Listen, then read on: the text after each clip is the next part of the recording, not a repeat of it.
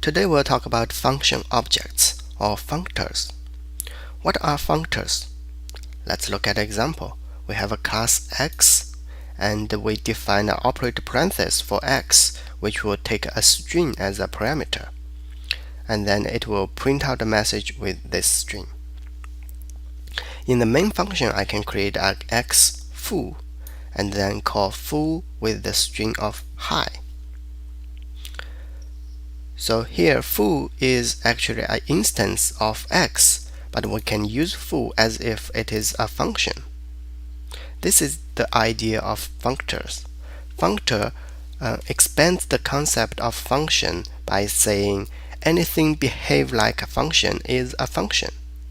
In this example, x is a class, but it behaves like a function. We call it a function.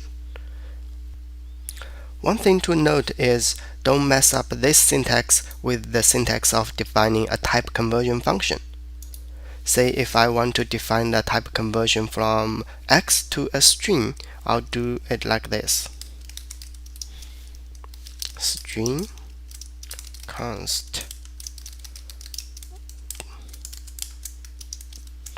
and this is a type conversion function.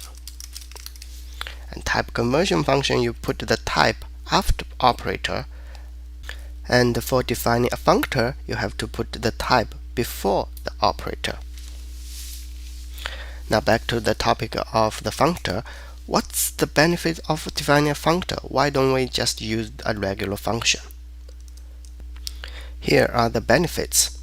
You can think of functor as a smart function that can do more things than a regular function. If you look at x, the operator parenthesis is a regular function, but x can provide more things beyond operator parenthesis. For example, x can define its own member data to remember the state of the functor. And because of those member data, you could have two different instances of the same functor that behaves different from each other. Secondly, a functor can have its own type. Regular functions can only be differentiated by their function signatures. If two functions have the same function signatures, they are the same function. However, two functors can be of different type, even if they have the exact same function signature. Functor also introduces the concept of parameterized function. For the example of class x, if I define a constructor of x that takes an integer parameter, then in the main function I can do x8 hi. So this looks like a function that is parameterized with 8 and then invoked with a regular parameter of hi. Now the question is, why do we want something like this? Why don't we create a function that takes two parameters, one is an integer and another one is a string? Let's look at an example. We have a function add2 that takes an integer parameter, and what it does is add 2 to that integer and print it out. And in the main function, I create a vector of 2, 3, 4, 5. And then I call the algorithm function of for each. Function add2 will be invoked with each element of vec. So the printout is 4, 5, 6, 7. Now this is not a pretty looking code because we are hard coding a number into a function name. This is not extendable. So how can we make the code more flexible? One obvious solution is we could define a global variable called val equal to 2, and then add2 will add val instead. So by changing the value of val, we can add any number for this function. However, using global variables is another nasty coding practice, and we don't want to go there. Then what other solution do we have? We must be able to do better than this. One solution is we could use template. So we define a template of add val, which still take an integer, but the val is defined a parameter for the template. And then in the main function, I can do it with the template.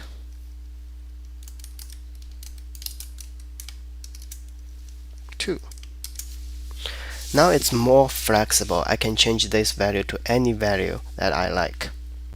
However, there is still a problem. A temporary variable is resolved at compile time, so it has to be a compile time constant. So if I have integer x equal to 2, I cannot use x for add_val. This won't compile.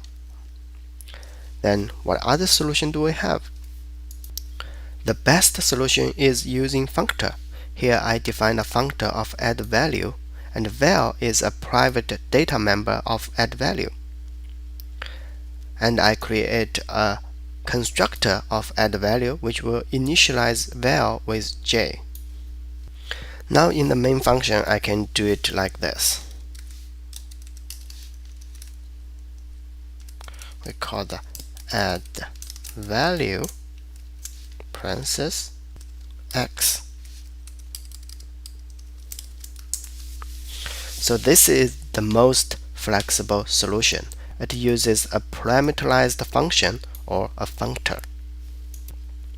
Another good thing is we don't have to write every functor by ourselves. STL already provides some built-in functors. Here are the lists: less, greater, greater equal, less equal, not equal to, logical AND, logical NOT, logical OR, multiplies, minus, plus, divide, modulus, negate. And here are some examples of using them. X equal to multiplies int 3, 4. This is exactly the same as x equal to 3 multiplied by 4. And if not equal to int x 10 is same as if x not equal to 10. So these built-in functors are convenient functors for the algorithm functions that we could use, like the previous example. Parameter binding. Say we have a set of integer which has 2, 3, 4, 5, and we want multiply each element by 10 and save the result into a vector of integer vec.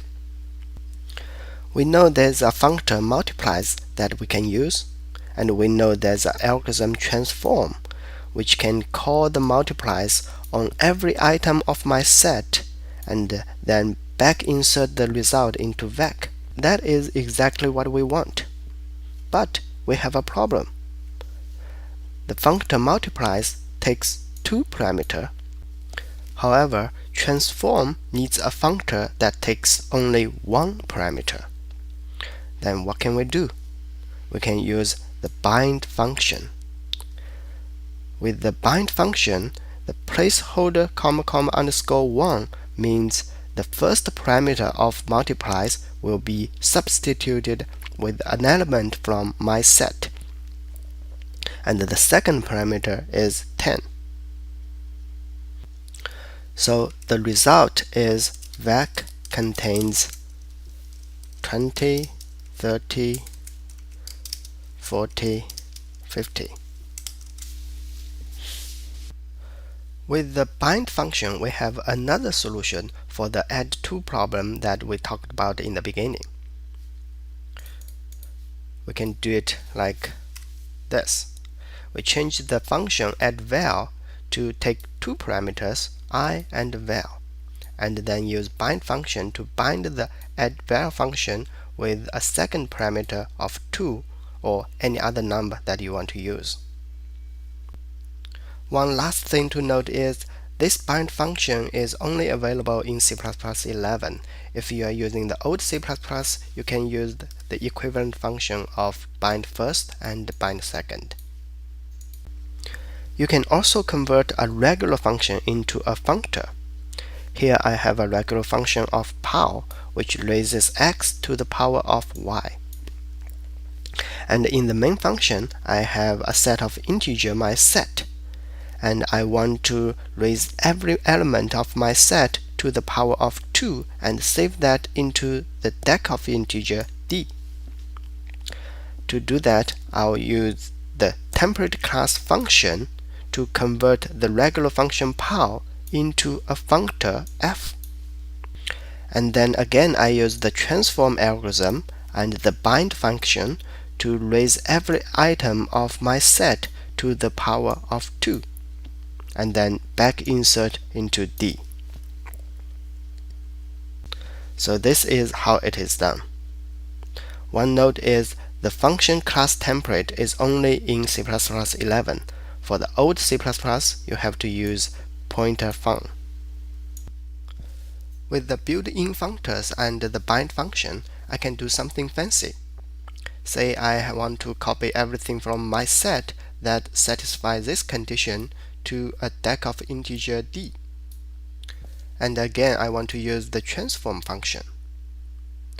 Now the problem is there is no built-in functors that do this kind of check. And I don't want to create another function that specifically for this purpose. Then one way I can do it is I can construct a functor from the built-in functors. And this is how I do it. I use the bind function and I use the built-in functors of logic or, greater, and less. And this will do the thing that I want. How do you like it? You probably don't like it because this code is not very readable. It will probably take a while for you to figure out what this monster is doing. So for a problem like this, it is probably better for you to create another function. For example, we create a need copy that takes an integer and returns a boolean saying whether the integer needs to be copied or not. And then in the transform function, I can use the need copy function. Oh, no. It is much clearer this way. Or better yet, if you are using C++ 11, you could use lambda function. This is how I use a lambda function that provides the same kind of data check.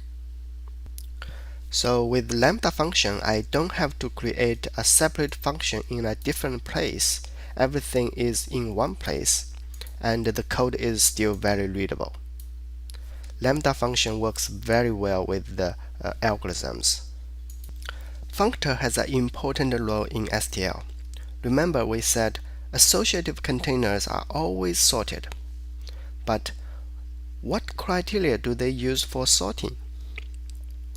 Say we have a set of int mySet that has 5 integers, and it is automatically sorted in ascending order.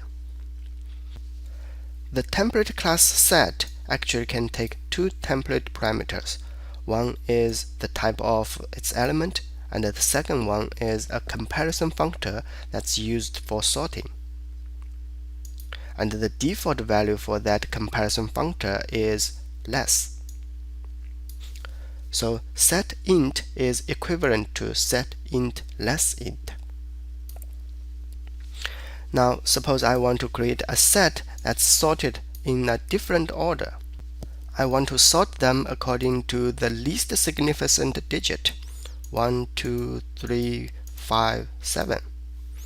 So I'll use LSB less instead of less. Then I need to define LSB less. Suppose I defined it like this. LSB less takes 2 integers, and it will return true when the least significant digit of x is less than y. How does this code look? This code will not compile because set requires a function type as its second parameter, not just a function or function pointer, and LSB less is a function. So we need to define a functor, and this functor does the same check, and we need to change the LSB into LSB. Now this code will work. So now you see the importance of functor in STL. Without functor, the associative container won't work. There is a special kind of function or functor called predicate. A predicate must satisfy two conditions. One, it returns a Boolean or something convertible to Boolean. Two, it does not modify data. And here is an example of predicate. It returns a bool, and it is passing the parameter by value, so there's no way it can modify the original data. And the transform function is using the predicate to decide whether the data needs to be copied or not. Predicate is widely used in STL algorithms. It's mainly used for comparison or condition check. One thing you have to keep in mind is you can't assume a predicate is invoked only once per element during the execution of the algorithm. So it is recommended that a predicate is a pure function, which means the return value is purely based on the input value and has nothing to do with how many times the predicate has been invoked. That's all for today. Thank you for watching. Feel free to subscribe to my channel so when I post a new video, you will be updated. Or you can go to my channel's homepage and see what I'm offering today. Bye bye.